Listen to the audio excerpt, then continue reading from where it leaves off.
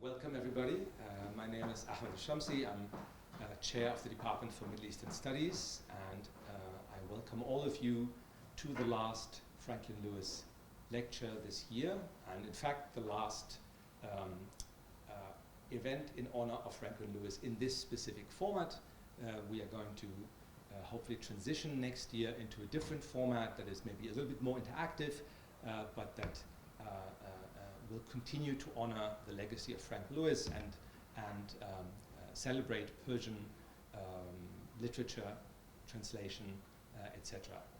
So it's a great pleasure to see all of you here in person, and to know that there are people on Zoom who've been waiting for this event to start. So let me hand over to introduce the speaker, to our Professor Poone Shabani Jadidi. Please.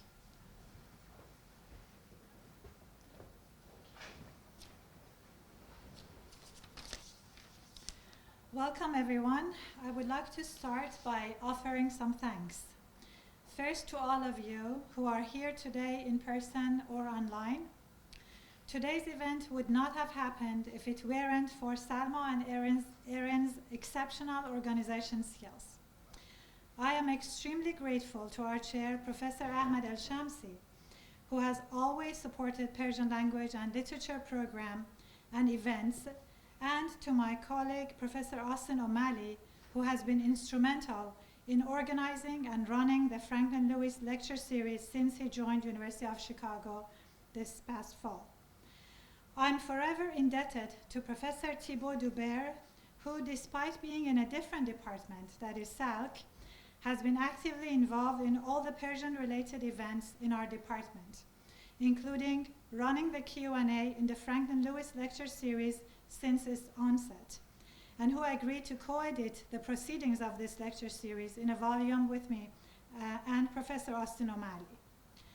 Last but not least, our deepest gratitude to our anonymous donor, whose invaluable support has enabled us to establish the 2023 till 2025 Franklin Lewis lecture series in honor of our late dear friend and colleague, Professor Franklin Lewis, and to invite world-renowned scholars of Persian literature to the University of Chicago, including Professors Paul Lozensky, Dick Davis, Sunil Sharma, Dominic Brookshaw, Nasrin Rahimieh, and Fatemeh Keshavarz, our esteemed speaker today.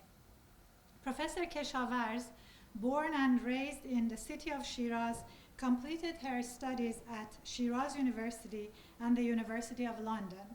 She taught at Washington University in St. Louis for over 20 years, where she chaired the Department of Asian and Near Eastern Languages and Literatures from 2004 to 2011. In 2012, Professor Keshavarz joined the University of Maryland as the Roshan Institute Chair in Persian Language and Literature, and as Director of the Roshan Institute Center for Persian Studies. She has authored several award-winning books, including Lyrics of Life, Saadi on Love, Cosmopolitanism, and Care of the Self, published in 2015, Reading Mystical Lyric, The Case of Jalal Rumi, published in 1998, Recite in the Name of the Red Rose, published in 2006, as well as a book of literary analysis and social commentary titled Jasmine and Stars, Reading More Than Lolita in Tehran, published in 2007, and several other books and numerous journal articles, which in the interest of time, I'm not going to mention them all. Professor Keshavarz is also a published poet in Persian and English, and an activist for peace and justice. She was invited to speak at the UN General Assembly on the significance of cultural education. Her NPR show, The Ecstatic Faith of Rumi, brought her the Peabody Award in 2008. In the same year, she received the Herschel Walker Peace and Justice Award. In 2013, Professor Keshavarz was named Poet of the Month by NPR's Grace Cavalieri, host of The Poet and the Poem. Her podcast, you should check it out, Radio Rumi, that ran from 2018 through 2023, has 67 episodes and reached the top 2.5% ranking among Apple Podcasts. It is quite fitting to finish this lecture series on a topic related to Rumi, as Frank's magnum opus was indeed Rumi, past and present, East and West, the life and teachings and poetry of Jalaluddin Rumi, that he published in 2008. Please join me in welcoming Professor Fatemeh Keshavarz. Thank you. Greetings, and thank you so much for being here. Thank you, Professor Shamsi. Thank you, Professor. I used to call her Puna, so I'm sorry. Shabani, and it's a really great pleasure and honor to be here and to be speaking to you, particularly in honor of Frank Lewis. I was thinking of some personal exchanges and things that makes me think of Frank, particularly in the last months. And then I decided I'm not going to be fighting tears here, so I'll just put it on an Instagram post, and you know you could watch that if you like to. But there was a memorable fall of Hafez the last minute that I took for him, and it was just wonderful to be exchanging those thoughts and ideas with him in those times. We don't mind tears. Well, we actually, our paths crossed when we were both on the job market. And then I got a job at Washington University in St. Louis, and he got the job at Emory. Then I moved to Maryland, and then he moved to Chicago. So in those times, but then because we both worked on Rumi, we happened to be in the same place, and we used different lenses for our scholarship. I think that's, you know, the beauty of scholarship, that you can look at the river and decide which side you want to enter. A friend once asked me, how do you compare your work with Frank? And I said, you know, I think that if I am keeping the heartbeat going, he built the backbone. And it doesn't mean that I didn't work on the backbone or he didn't have the heartbeat in there, but he really built the structure that people are, you know, scholars are going to stand on and work. But personally, one time we were going to be at Mesa, and he asked if I could have lunch with him. And, you know, and those who know him, Frank was very quiet and very, you know, basically private and quiet. And so I went and we had lunch, and he confessed that he found an error in one of my footnotes, and he published it in an article. And he just thought if I was mad at him, and I hadn't even seen it.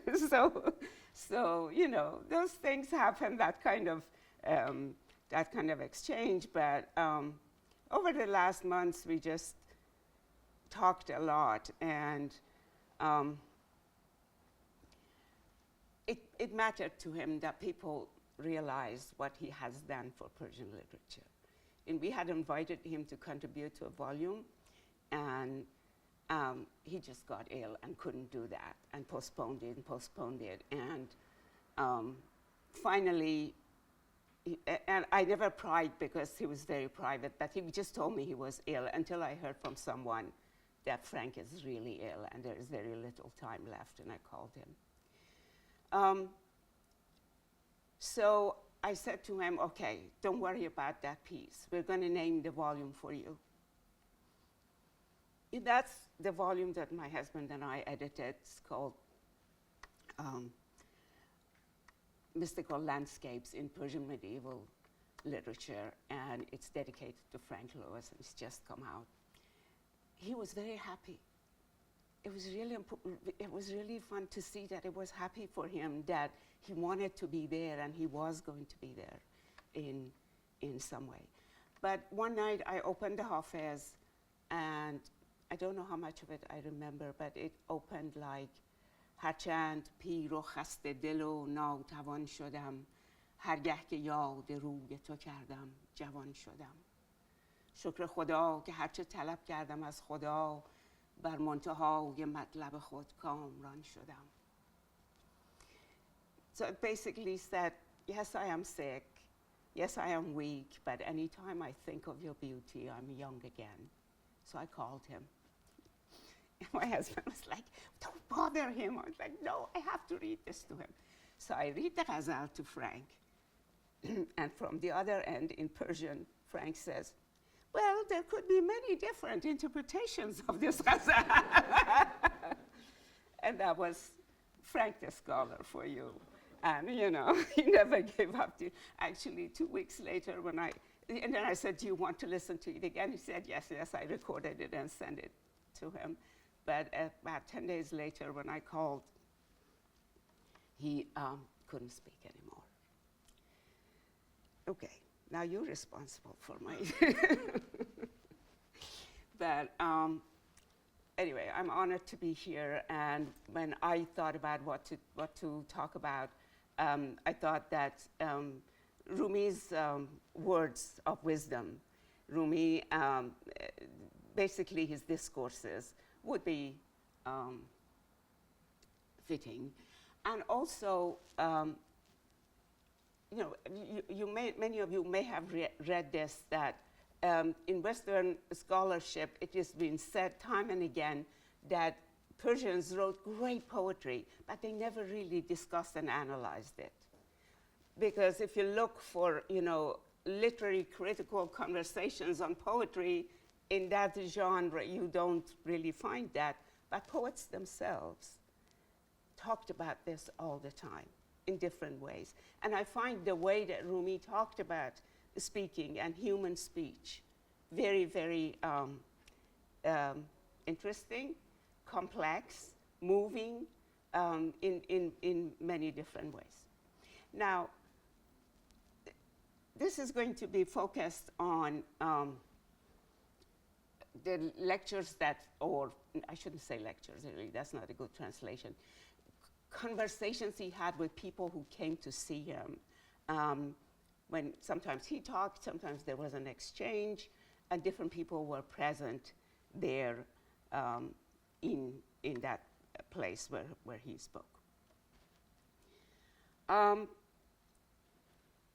The book, but most of you probably know the life story of Rumi. When he was very young with his family, he moved from this, Khorasan and Balkh towards the west, and they settled in central Anatolia, the present-day city of Konya. So Rumi was very young at that time, so his father was asked by the governor, we want to build a mosque for you. And he said, I don't want a mosque, build me a school. And they built a madrasa for him. And that's the place where he lived in, and that's the place where all these conversations and talking took place. There was a very, you know, time-honored tradition that still actually is going on in Iran, I'm sure in many other parts of the world, that when the master speaks, you make notes. And the people were responsible at the time, of course, just for writing it up. Publication was not in the among the possibilities. So it circulated around. It became known as Asrar Jalaliye. And later on, it became known as Fihe ma Fihe. It is in it what is in it. So you can tell from the way it became known that there is something intriguing about these conversations. And of course, that phrase is from a poem by Ibn al-Arabi in the Futuhat. So somebody who was doing the copying decided that that was a good way to describe this. This work wasn't published until 1950, early 50s in Iran, when the really master scholar of Rumi studies and mystical literature, but Rumi studies in particular, Badiou Zaman Furuzanfar, found 2 old copies. He thought that they were the earliest. Later on, 3 other copies showed up from the Fihe University in Istanbul, library in Istanbul.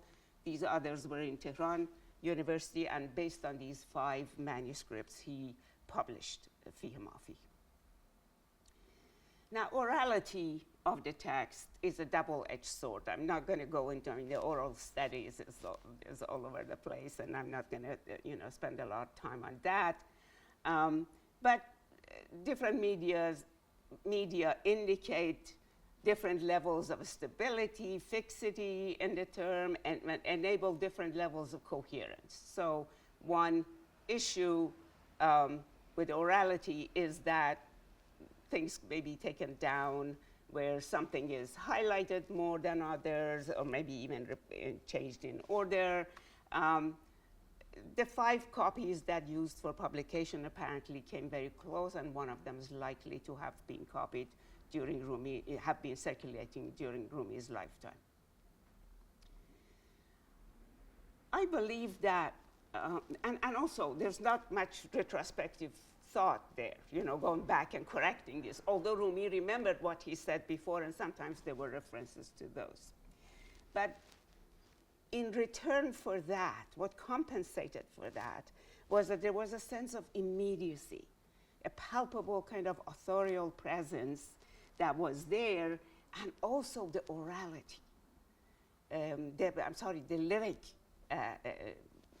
force in the orality. And that was something that you can see in the Divan as well, in the lyric poems of Rumi.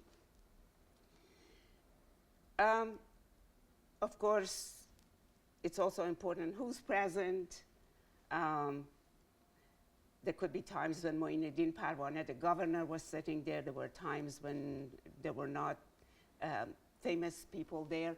And Rumi occasionally, just all of a sudden, came up with these amazing poetic one-liners. Hat azim nazdik ast be to.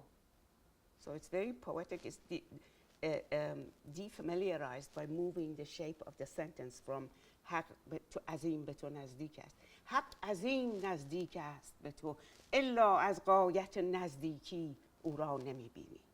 God is immensely close to you, except this very closeness is what blinds you to him.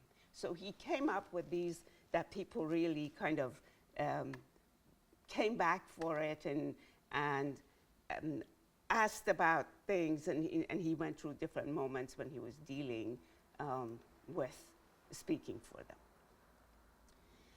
Other people have talked about human speech.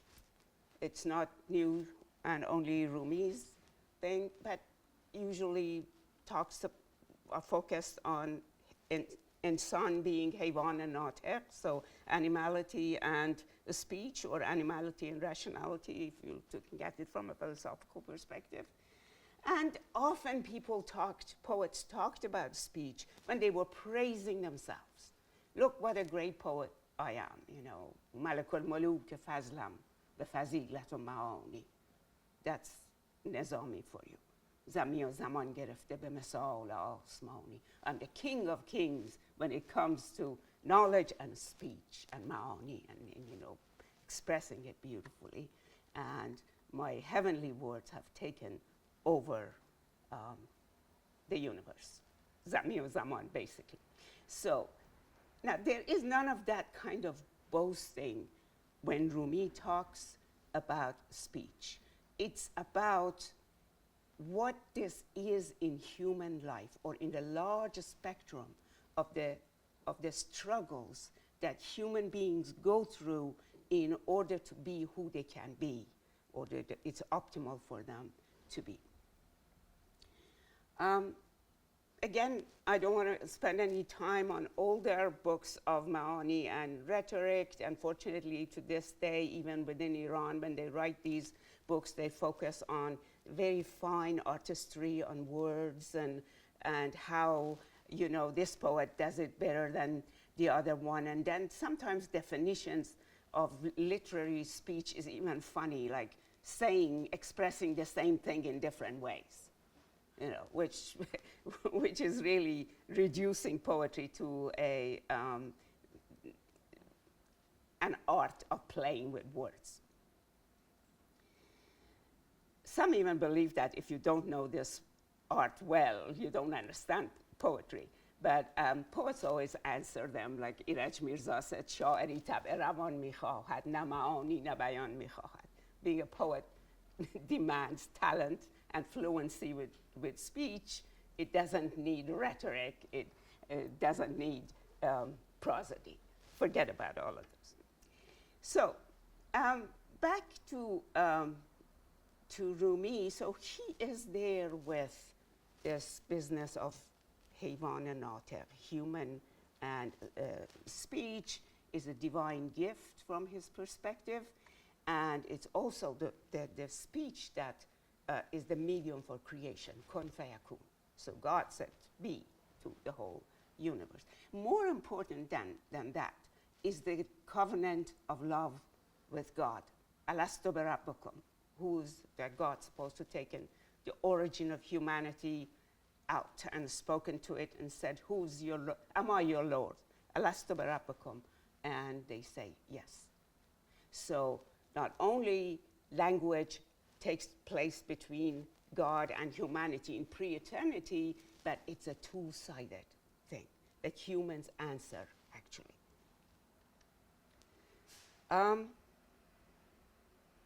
At the highest level, from his point of view, speech is unnecessary. It's even haram, because هر چیز که غیر عشق است حرام است. Whatever is not love is not worth going towards. But not everybody is at that level. آن کس که بی سخن ادراک کند با وی چه حاجت سخن است. The one who doesn't need speech, well, fine, we don't need to talk to him.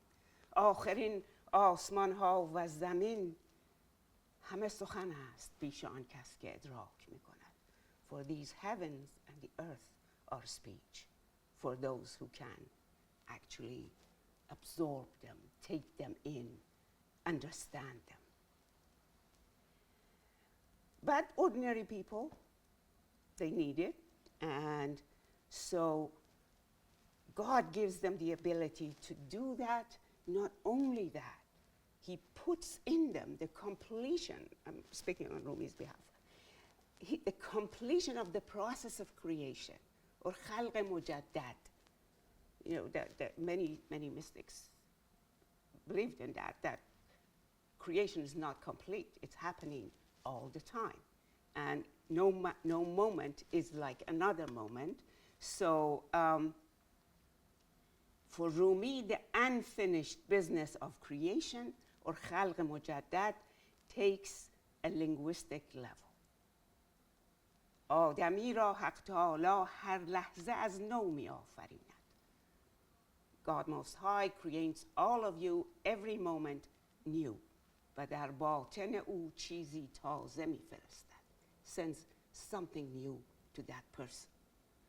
که اول به دوم نمی ماند و دوم به سوم نمی ماند.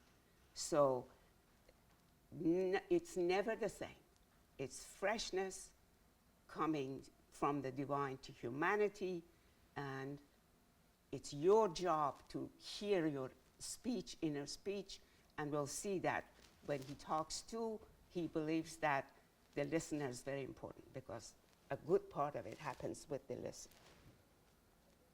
So you already can tell that Fihe Mafi is kind of created on a level which is on the intersection between speculative mystical thought or unpredictable, spontaneous, kind of ecstatic speech. So that these two come together. Rumi shows a serious and sustained attention to this. So he theorizes about it. Okay. There are all kinds of thoughts in you. he says. These are wild birds. Let them fly. You are not to be judged for your thinking.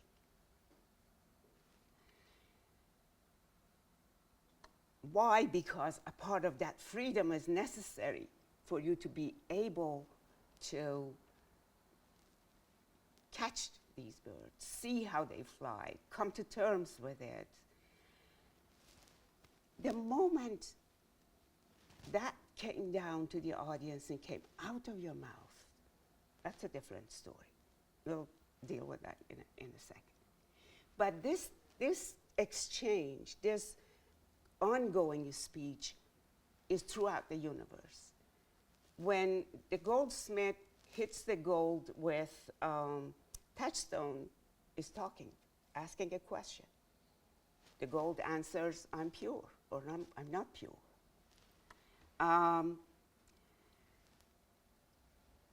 He even says, I come and sit here. You guys come. It's your question. I come and sit here. It's answering your question. Or travelers look at the star. They find their way. Does the star ever talk to them? Going on forward with this, then we get to the Quranic interpretation. وَإِن مِّن شَيْءٍ إِلَّا يُسَبِّحُ بِحَمْدِهِ. There is nothing in this earth that is silent, and it's all praising God. Praising God. So then sometimes he's a teacher, and he just wants to go through details, like, okay, this human is water mixed with dirt.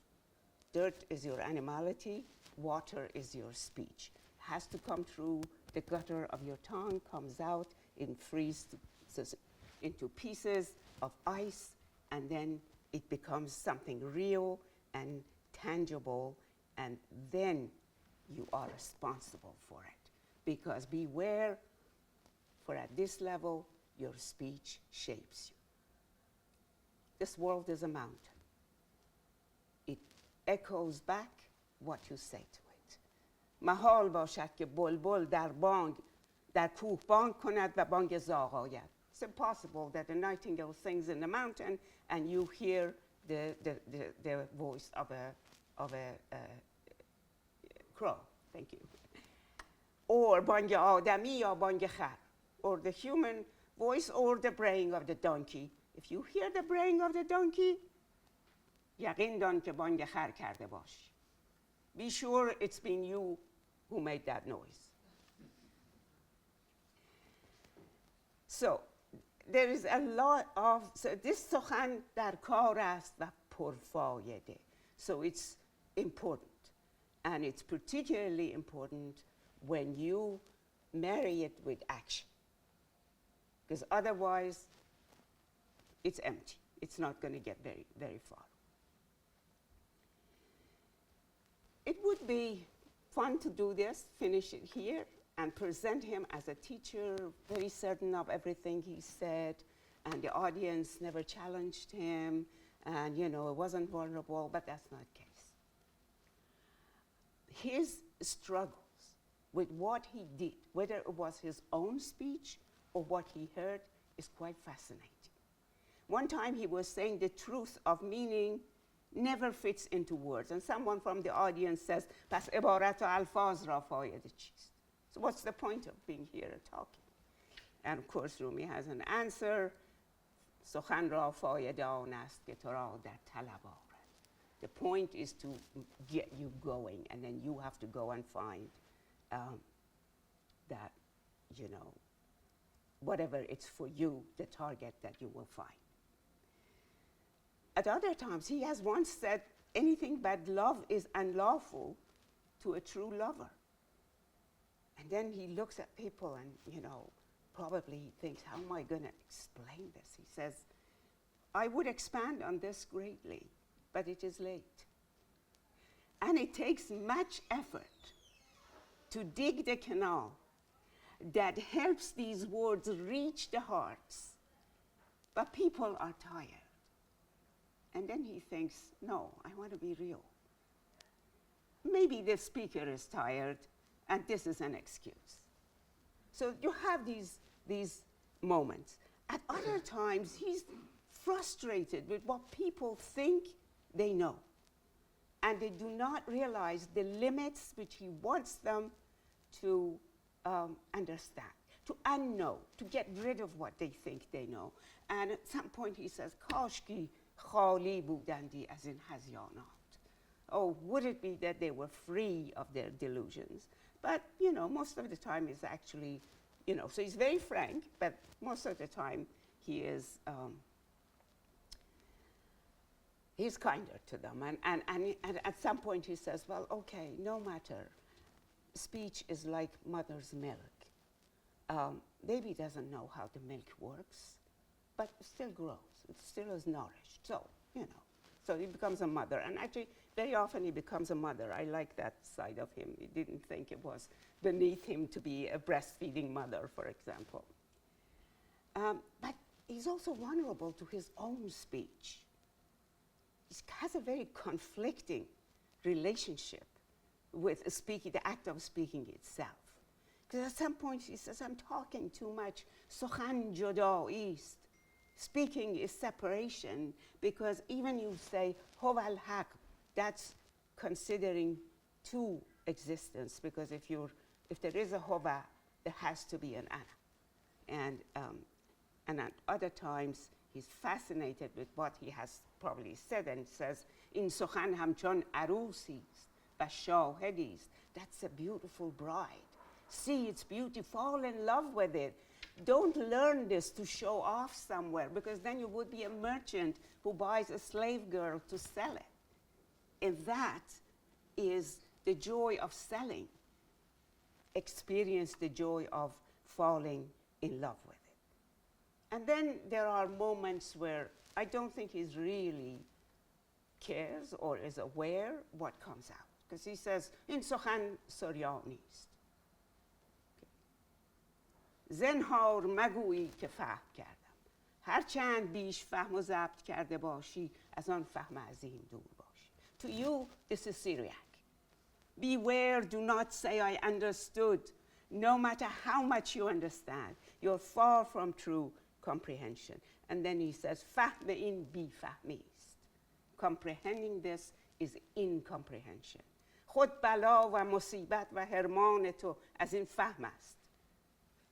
Your calamity, disaster, suffering is due to this comprehension. تو را از آن فهم باید رهیدن تا چیزی شوی. Liberation from this comprehension is the cure if you are to get anywhere. Of course, he's just thinking, well, he's being harsh. Then he says, تو میگویی من مشک را از دریا پر کردم. You say I filled my water skin from the sea. دریا در مشک من گنجید. And the sea fit in my water skin. این محال است. You say I filled my water skin with the whole sea. Say I lost my water skin into the sea. که مشک من در دریا گم شد آن نیکوست. So it's that گم شدگی that he's yearning for, and he wants to share with his audience. He also feels that sometimes his speech is too controlling of him. He says, سخن من به دست من نیست و از این رو می رنجم. My speaking is not in my control always, and I am troubled by it. I want to say nice things that you would, for you all, for my friends, but it doesn't happen always. من مرغم، طوطیم، بلبلم، اگر مرا گویند بانگ دیگرگون کن نتوانم. I am a bird, I am a parrot, I'm a nightingale. If they ask me to sing with a different voice, I cannot do that. This is my language. I cannot speak a different language. And then he gives an example, because you might say, okay, well, why are you talking? He says, چون حالت سکر مستولی گردد مست به آن نمی نگرد که اینجا ممیزی هست یا نه. When you're drunk, you don't look around to see if people understand what you say or if they deserve it. از گزاف فرو میریزد. It just comes out. And then he gives, it's again above them, so he tries to come down. همچنان که زنی که پستانهاش قوی پر شود و درد کند، سگ بچگان محله را جمع کند و شیر بر ایشان ریزد. Just like a breastfeeding mother. That her breasts are so full that hurt. She will find the puppies of the neighborhood and feed them if she must. So it's a very vulnerable moment for, you know, a leader of a community, although he never personally actually claimed that. But he doesn't, when there are different people in the audience, things are different. I'm going to give you an example when the governor is there, and that would be fun.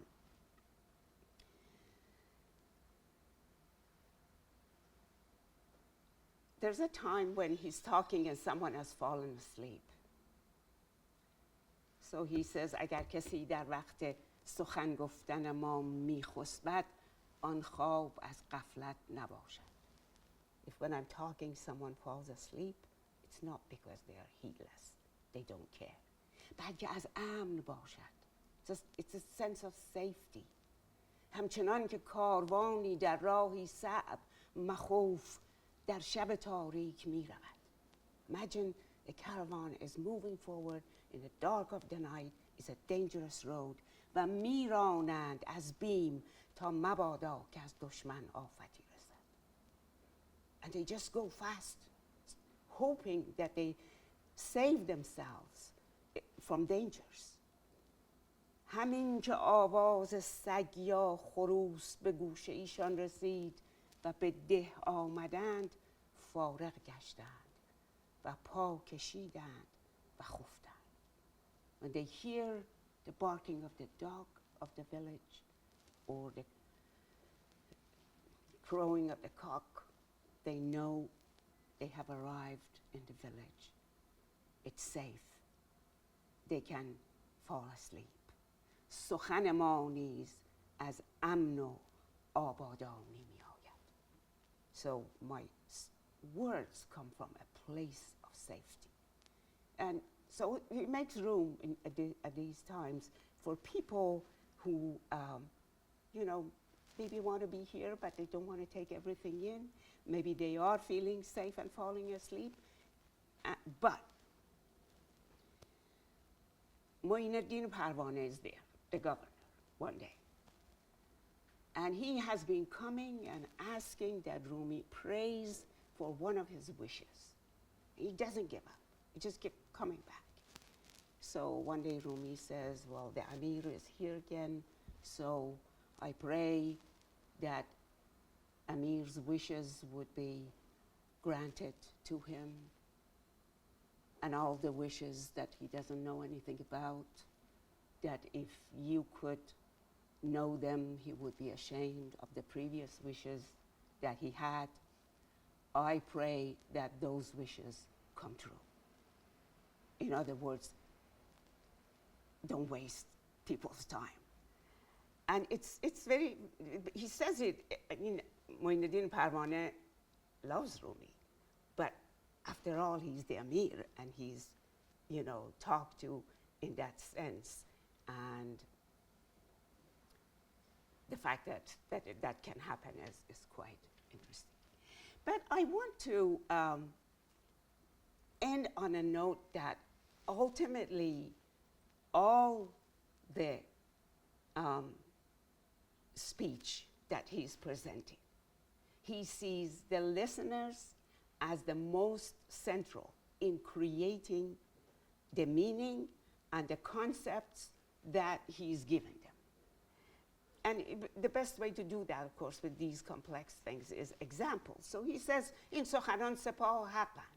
Okay, these are the armies of God. Imagine that I'm here and all these words are the armies of the divine coming in your direction. If the largest army in the world comes to a castle, well-protected castle, it cannot get in. But if there is one person inside who would open the door on them, they can take the castle. So it is you and what you have as listeners inside that opens the door and gives meaning to these words. And he says this in multiple ways, including the one that I chose for the title of this presentation, which is, if you don't understand what I say, don't worry, چون پخته گردی این سخن عظیم اثر کند. Don't worry if you do not understand what I'm saying now. You'll get mature, come back to it, and this will have a great impact on you then. Thank you so much.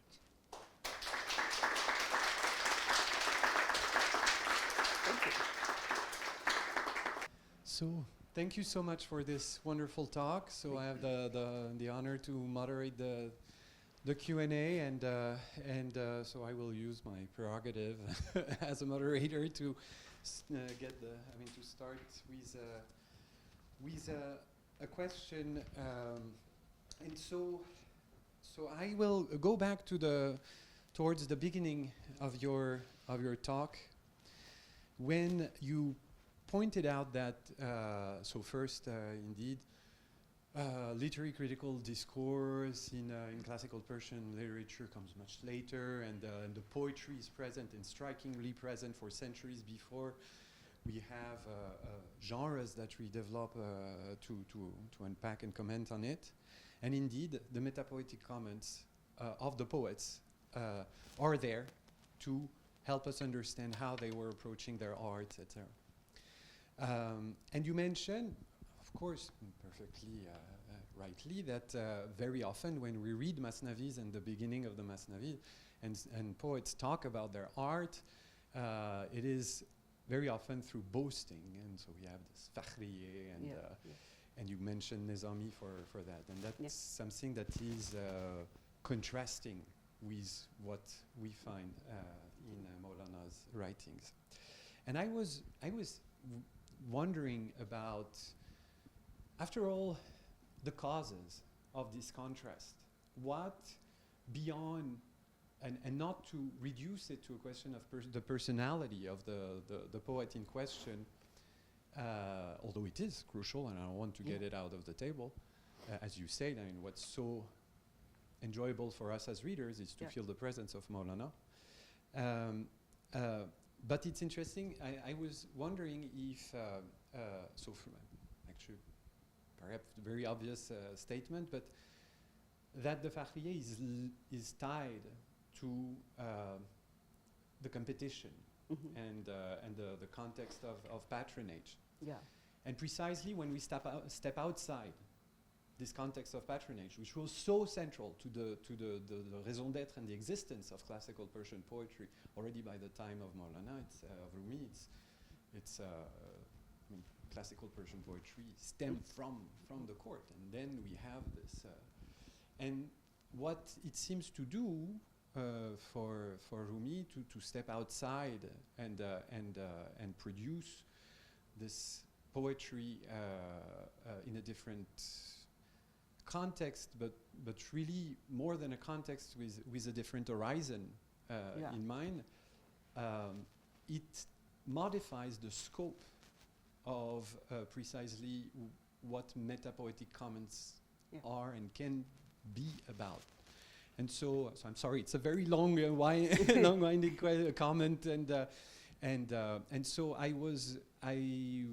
wanted to invite you to tell us if it inspires you anything. This also perhaps historically, the fact that we have this moment where suddenly the horizons of metapoetic comments unfold. I think I have a mic here, so I should be fine.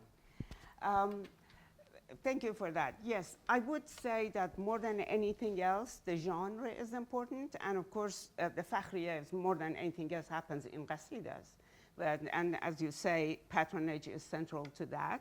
And you're competing with other poets, you're competing for the attention of the king as well, or the governor, or whoever they are. I don't want to say all qasidas were that. I mean, qasidas of Sadi are very often completely in a different category, but the majority of the time, particularly before, in Maulana's time, like, if you go back to Ansari and Osjadi, and they're basically Khorasani style. So I would say, of course, the historical background, the time, but more than anything else, the genre has its own horizons. As you pointed out, it has its own audiences and it has its own purposes. Because we see, for example, that Attar, and actually Austin, I'm sorry Austin's not here, Austin worked on that, and at the beginning of is it Asrarname or Musibatname, actually? At the beginning of a Musibatname, he has 200 lines describing what poetry is. And there are things that kind of show he is touching on, yes, I know what I'm doing, but it's not boasting in the same way that you see the qasida writers of the time. And then I think for Rumi at this time, really the Crusades are going on, the Mongol invasion has just been going on. Oh, there are all kinds of, there are conversations in there that should we talk when Rumian are here among us, which he actually opened, he's okay with, he gives his okay. But it's a different world they're living in right there and then in the city of Konya, and his purpose in this particular genre of mo'ezeh, maybe we should call it, even though he says he doesn't manage to stick to mo'ezeh because of his own states of mind and so on. His purpose is to give people something to live for, to live with, to train themselves. It's, if the governor is there, it's a good thing, but the governor isn't, he doesn't live there because the governor supports. That comes from the people are holding all of that together.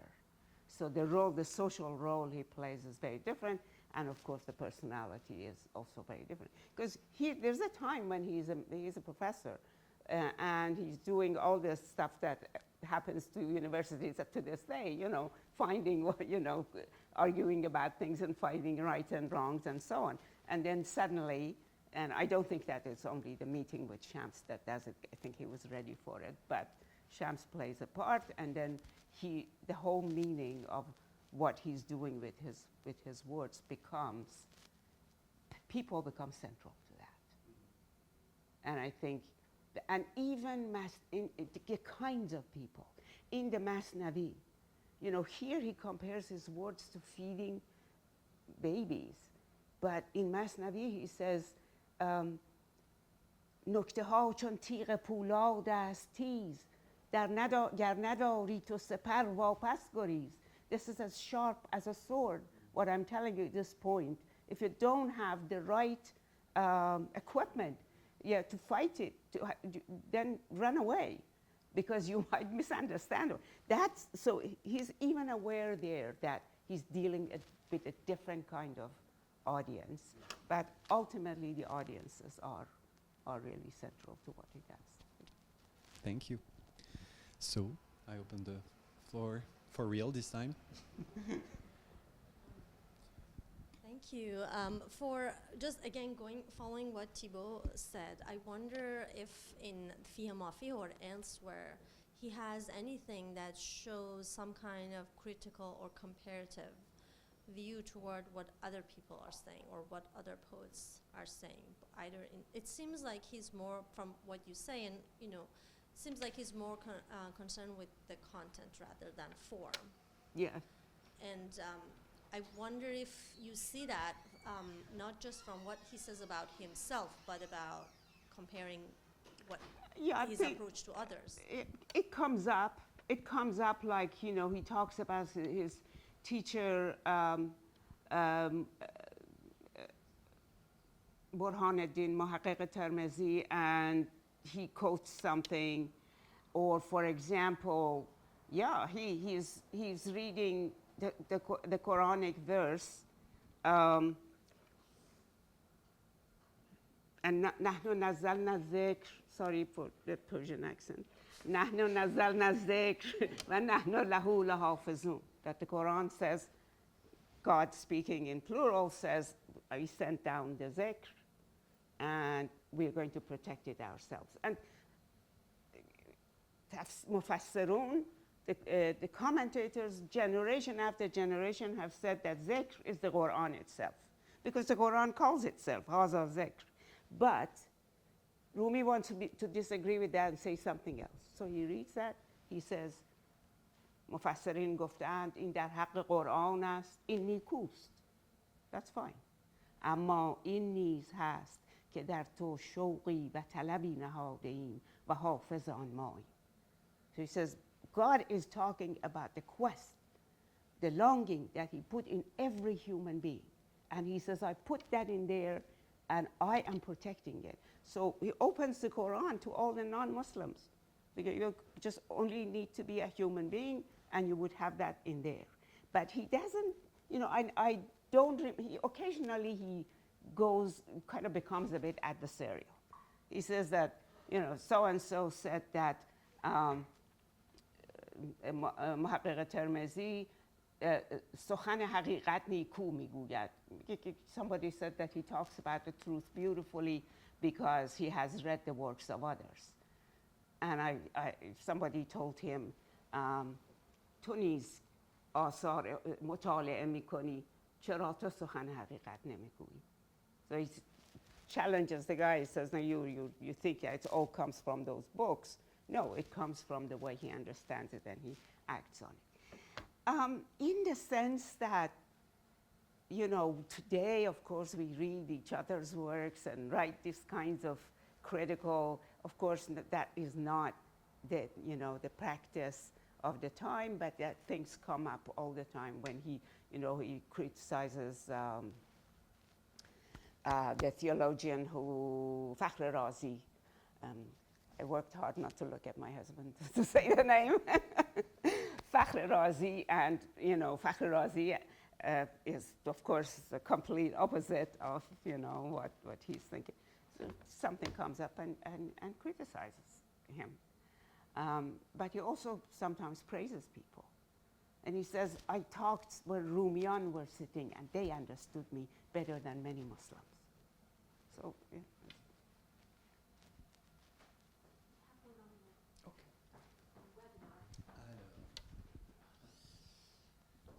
So, yes, hello. So, thank you, Professor Keshavarz, for this insightful presentation. My name is Dr. Zinat Kaifi, and I serve as an assistant professor of Persian language and literature. Sorry, I'm really sorry, I don't mean to be rude. I will just sum up this and go to the question. If I may, I would like to ask a few questions. How do the themes in Fihe Mafi align on or diverge from those in Ghazali's Ihya Ulum al-Din or Attar's prose works in terms of ethical and mystical instruction? Wow. Number one. Number two, could you speak about the cultural filters that influence Western reception of Fihe Mafi, particularly when translated with an overly spiritualized or decontextualized lens? Okay.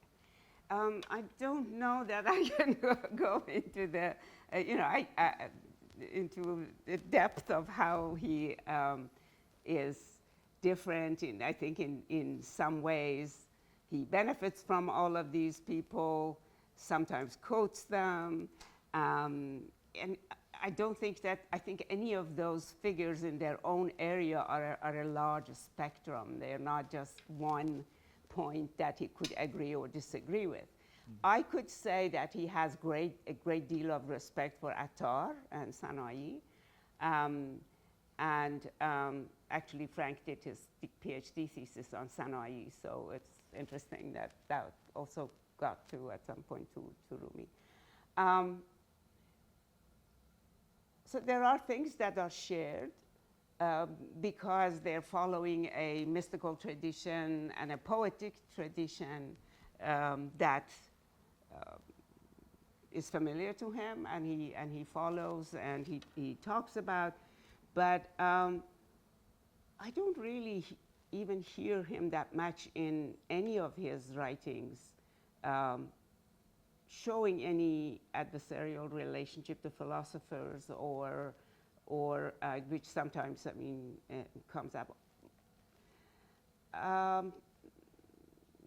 Sometimes he says, and falsafiyak zin bekhorad mast shavad. If this philosopher, and uses a term which is not completely complimentary, if he drinks this, he is going to be so drunk he'll forget all his philosophy. Well, at least that's what he wishes, or he thinks that. But so I think there is immense intertextual influence. All these people read each other. They got some agreement and disagreement. When they produce their works, it's kind of something's come to the surface. But I don't think there's even that much benefit in locating someone and trying to find for or against kind of exchanges or give and take between them. But obviously some become more inspirational, like Sanai and Attar were very inspirational to him. Yes. Thank you. Sure.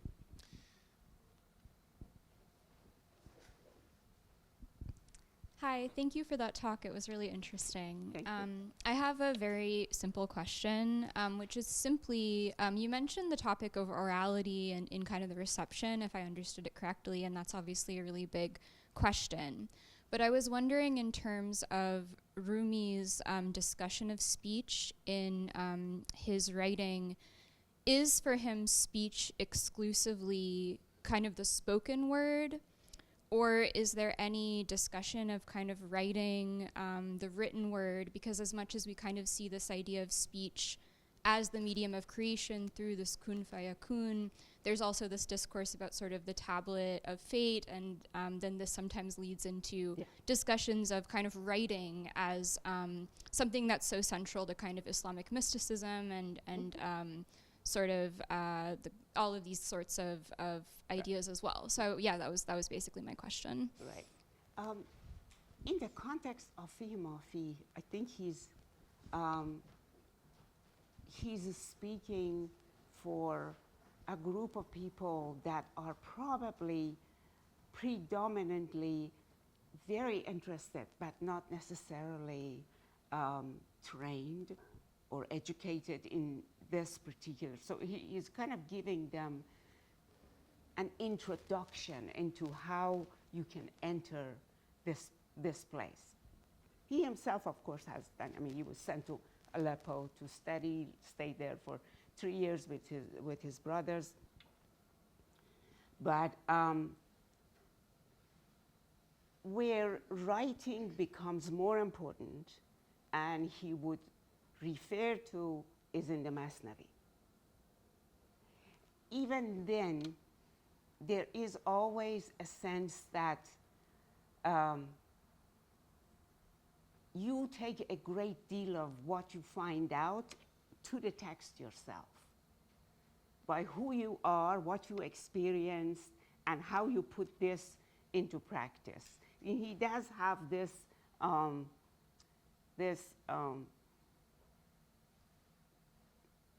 conflicting relationship with speech, which comes in the Masnavi as well.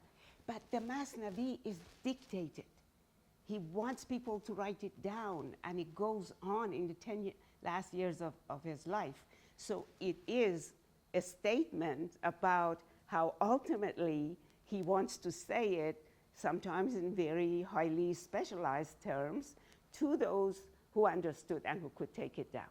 And we actually, there was a hologram, a copy that was supposed to have been read to him that was found in Turkey when I was a student in England. And interestingly enough, most of what they had edited on there coincided with what Nicholson edited in his text. It's very, very interesting. I remember thinking about that. But anyway, yeah, so the Masnavi is about writing. And in fact, he compares it to the Quran. You know, Masnavi mast, Quran, a model, hawdiye ba'zi yo ba'zi ra model. So it comes in that category, but not in Fihe ma Fihe. And ghazals are almost always ecstatic. So you do get different, you know, sides of his personality.